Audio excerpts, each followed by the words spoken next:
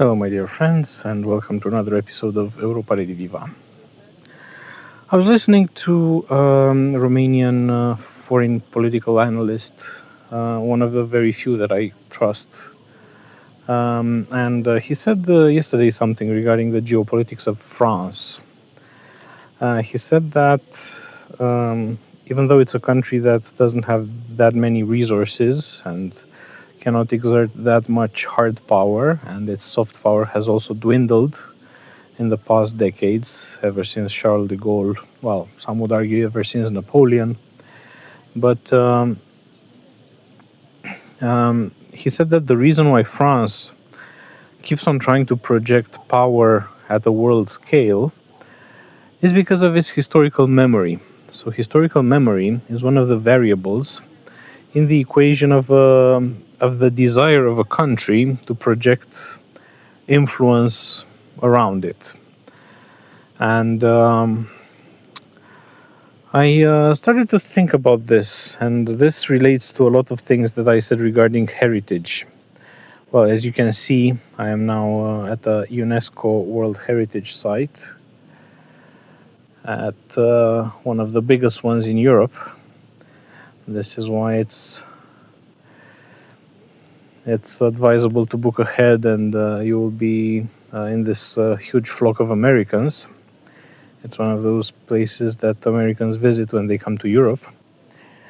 And regarding this built heritage and the type of historical memory that it entails, I kept thinking about what this guy Ștefan Popescu said yesterday. And I can see it in many countries. They have the more autonomy, the more historical memory they still cherish. Of course, every people, every country can trace its time back to various eras, but historical memory is something more than that. Sure, if you turn back the time thousands of years, every person has an ancestor, every people have some sort of common group ancestor and so on, but not that many countries in Europe have this understanding of their historical role given by its past, given by their historical adventures throughout, some of them throughout antiquity, the older ones, others throughout the Middle Ages. And this gives them impetus. For example, Hungary. Hungary is a country that's smaller than Romania. Its population is smaller. It doesn't have resources. It doesn't have natural features. It is just a plain with a lake. It has no sea. It is not connected to the world oceans. And yet, it still has historical memory. And as a consequence of this, it tries the best that it can, the best that a country of 10 million people can, to exert some sort of influence in the region and to devise a multipolar foreign policy so as to give it some sort of autonomy.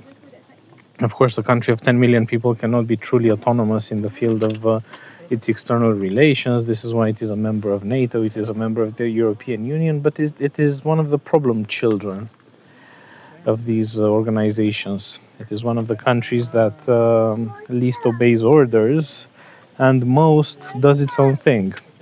It has this multipolar foreign policy, not only developing partnerships with Russia and China, economic partnerships that are very beneficial for the Hungarian economy, but also with Turkey, with Central Asian states. It joined the alliance of Turkic nations to give it a Eurasian tint, reminiscing that they came from the Urals, so close to Asia. And it's of course not the only example. Bulgaria also pursues a rather independent foreign policy to the best that a country of 6 million people can, or perhaps also 10, I don't know. And this is also because of historical memory. This is also because the Bulgarians know that they were once great, and for various periods of time, they continued to be decent. Not great, but decent. For example, the Bulgarian Renaissance, the Vazrazdane period, which they treasure a lot, and where they had various anti-Ottoman uprisings. They did not free themselves as the Serbs did, but still. And they were motivated by this historical memory of the Tsarstvo, the first Bulgarian Empire, the second Bulgarian Empire, of the fact that they developed the third liturgical language of Christianity after Latin and Greek. They developed Church Slavonic, or Church Slavonic was developed by after their language, after medieval Bulgarian, which they developed in order to translate the Bible, in order to do the liturgy in the vernacular language. So they do have a lot of historical pride. Greece is one of these countries which lives off of its antiquity and of the early Middle Ages, if we count the Byzantium Empire. So even though nowadays it is a country of also 10 million people, just some islands which tourists visit, its economy is not that great, but still they hold this historical pride, and they try to carry out this independent foreign policy, specifically because they believe they owe it to their ancestors. And it's true for many countries. It's true for many countries that cherish their history. And they cherish their history because they have legitimate reasons to do so. So they were once great. And this is one of the setbacks regarding Romania, regarding the Romanians. So the oldest vestiges of Romania are not that old. Of course, there are vestiges of the antiquity, but that 1,000-year hiatus from the abandonment of the province of Dacia in the Roman Empire in 273 under Aurelius, and the first sightings of Eastern Romance speakers north of the Danube, which is sometime in the 13th century, this 1,000-year hiatus doesn't really enable us to say truly, if we are honest, that the vestiges of the Roman cities on the territory of Romania are the vestiges of the ancestors of the Romanians. Because there's no continuity, so there are no recordings either of a migration to the north of the Danube by the Vlachs of the Balkans, where they were first attested in the Bulgarian empires and in the Byzantium Empire, nor is there any kind of documentation of their stay, of their continuity north of the Danube. And it's highly unlikely because their language is too compact. There are several logical reasons why continuity is just a made-up thing by patriotic Romanian historians.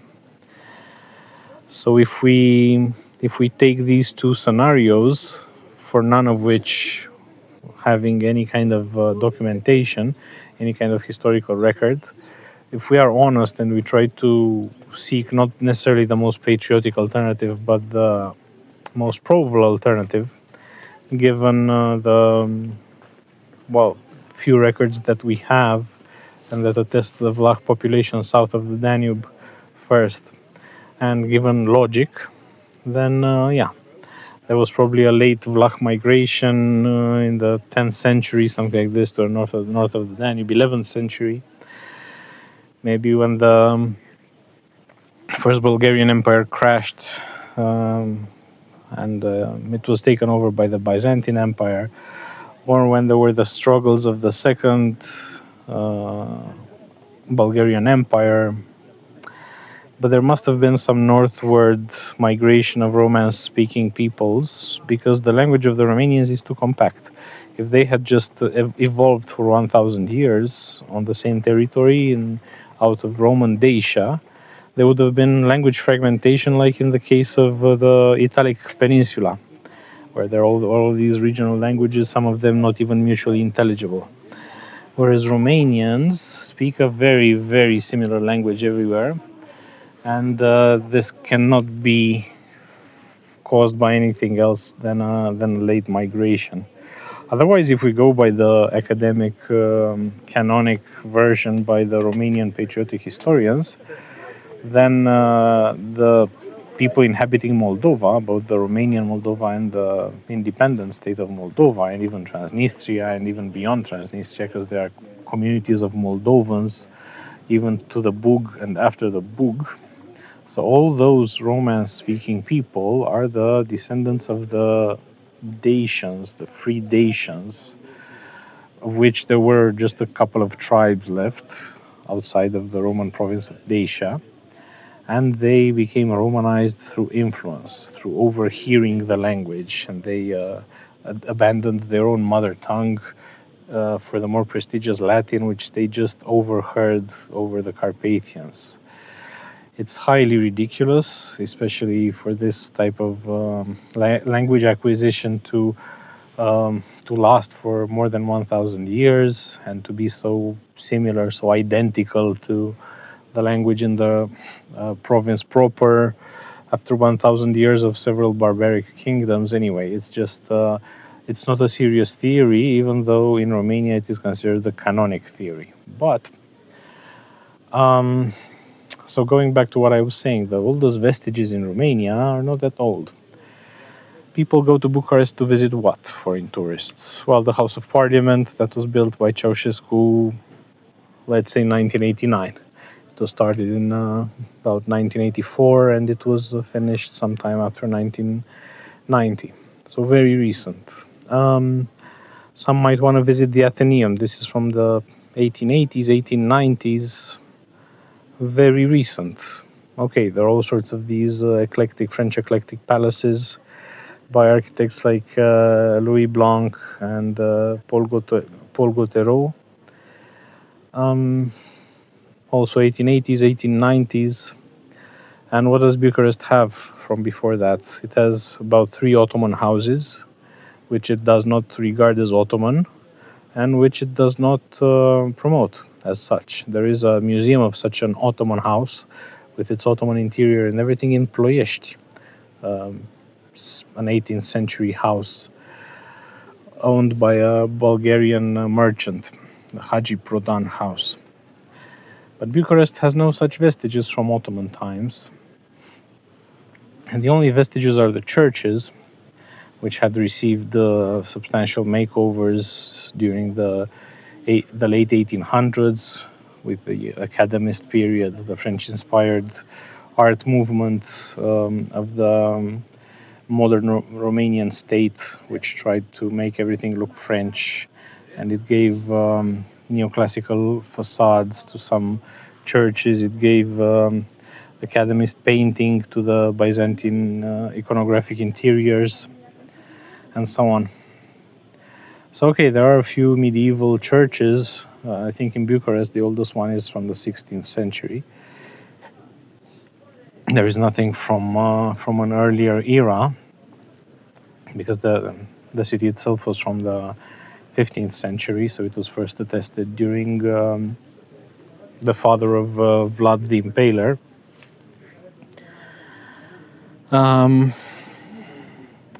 And for the rest of Romania, there are vestiges that are from the 13th century in some Romanian towns, like for example in Câmpulung, but they're not Romanian. They are definitely Catholic and therefore Hungarian or Saxon. Câmpulung, Longocampo was a German-Saxon trader outpost of Sibiu, of the Saxons from Sibiu. And its homologue in Moldova, Baia, Civitas Baiensis, was a similar trading outpost of the Saxons of Bistrița. So not exactly Romanian vestiges. There are these churches these church ruins from the late 1200s, early 1300s, also Catholic, also not Romanian. So the first per se Romanian vestiges are from the mid 1300s, from the from the second half of the 14th century. And even those, okay, sure, they are Romanian because they are Orthodox, but the language that the Romanians used, the inner paintings, the inscriptions, the inscriptions carved in stone from churches in the 1300s and in the 1400s and in the 1500s even. Well, actually, all the way to the 1700s for some of them, are in Bulgarian. The dedication stones, they're in medieval Bulgarian, what it is called in Romania Slavonic. And it is not in Romanian. So to what extent can we say that they are Romanian vestiges? Sure they are, because they're in Romania, but culturally speaking, the architectural style, the liturgy, the writing, the language of the chancellery, the language of all the inscriptions, everything until the 16th century was Bulgarian. Sure, we can say that they were Romanian and they only wrote in Bulgarian, but we have no attestation of any kind of Romanian writing all the way to the 16th century. So, and the first Romanian writings are private correspondence, so not exactly state documents. The language changed in the 1700s, the official language, and until then we have some Bible translations, but no definite chancellery switch from Bulgarian to Romanian. So it's arguable when exactly does the Romanian vestiges start. When can we point definitively to say that this vestige is Romanian? And as a consequence of this, we can say that Romanians do not have much of a historical memory. The vestiges start very late, they're not associated to Romanians per se, and they're also not associated with statehood. The principalities of Moldova and Wallachia, letting aside Transylvania, which was a Hungarian province, the principalities of Moldova and Wallachia throughout the Middle Ages and the late Middle Ages and all the way up to modernity were vassal states of one or another of its neighbors, and they were initial constructions of the Hungarian state, of the Hungarian kingdom, after the great Tatar invasion, the great Mongol invasion of 1241, in order to project its power in the outer part of the Carpathian Arc, and to try to create some sort of buffer states to protect against subsequent invasions by the Golden Horde. And actually, even though the toponymy of most places in Wallachia and Moldova is generally Slavic, the cities of Moldova have generally Hungarian names. Bako, Focșani. Well, Iași is named after this tribe that settled in Hungary and that gave the name to a province, the Iași people, an Iranic people close to the Alans. So the Alans of Ossetia, North Ossetia in Russia and South Ossetia in Georgia are the closest relatives of the Iași people that gave the name to that place. Both Chișinău and Orhei are Hungarian names, probably given throughout the migration westwards towards the Pannonian Plain. So, and actually, if you read correspondence by various travelers through Moldova and Wallachia in the 1400s and even in the 1500s, they don't regard those places as being particularly Romanian. They don't identify a very strong Vlah element or a very strong Eastern Romance element. There's one traveler in the days of Alexander the Good, 1386 to 1418, I think. He was a Renaissance figure from Florence, but he was in the diplomatic service of the Byzantium Empire, of the Byzantine Empire, and he went to the court of Hungary to give some correspondence, to give some official documents, and he crossed all of Moldova.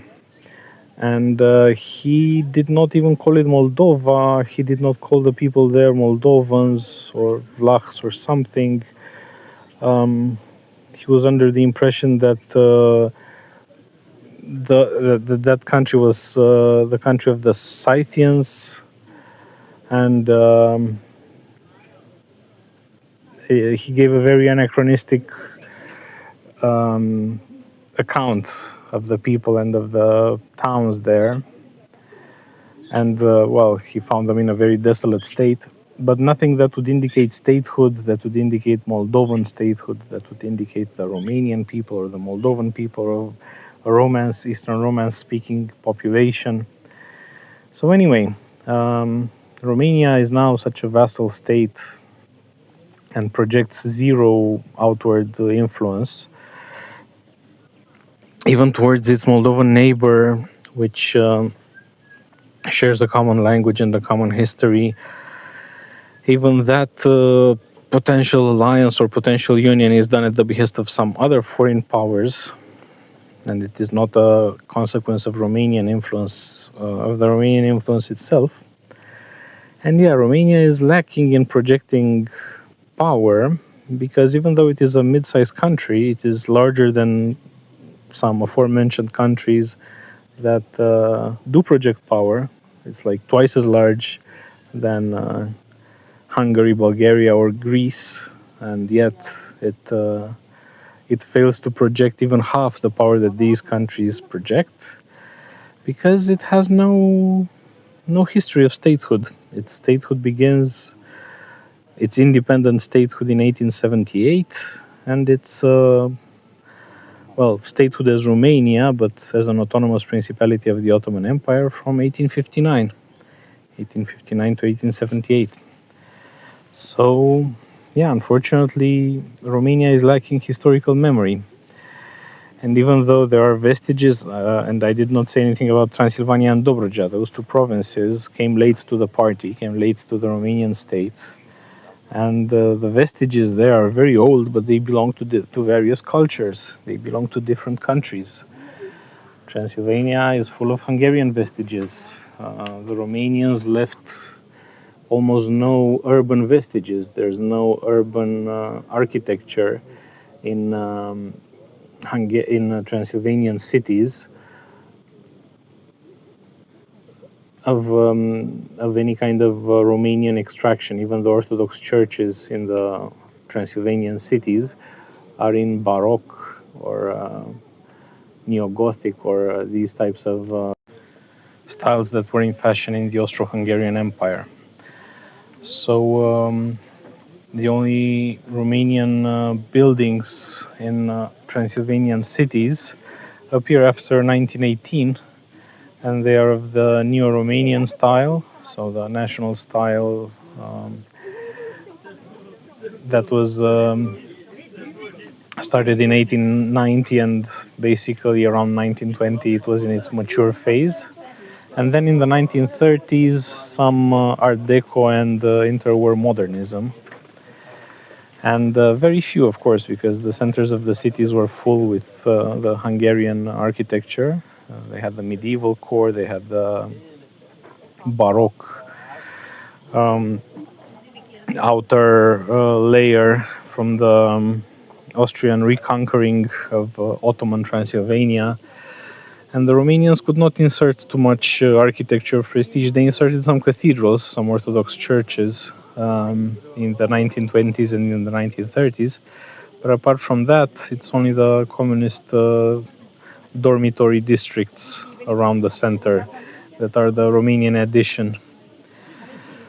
So yeah, it's easy to see why Hungarians have greater historical memory in Transylvania and in general than Romanians, and therefore why Romanians are so shy in the international arena, and why they are not even craving autonomy, let alone having it. So they do not behave autonomously, and they even see it as a sacrilege to not receive orders from what they regard as sources of prestige. And the only time when this was different was the time of Ceausescu, when also the historiography was different. We still inherit a part of that historiography today. But essentially, this was the time of protochronism. This was the time when many vestiges were appropriated, and when Romanians were given this strategic depth in the past. The Romanian state came up with the idea that they're an apostolic church, that they were Christianed by Saint Andrew. This was a theory that came up in the 1970s.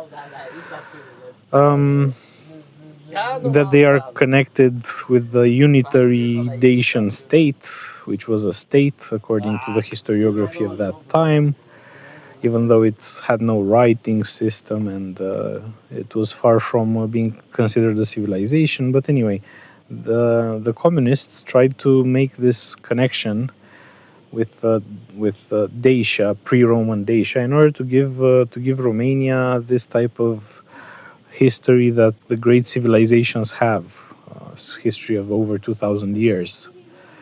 And they argued that the Romanians lived there continuously. Of course, the 1,000-year hiatus in which more than 8 barbaric states were at the north of the Danube was conveniently ignored, and it was said that our ancestors somehow hid in forests for 1,000 years, even though they managed to preserve the same language miraculously, as if they had appeared from the same place around the year 1000, when they start being acknowledged north of the Danube.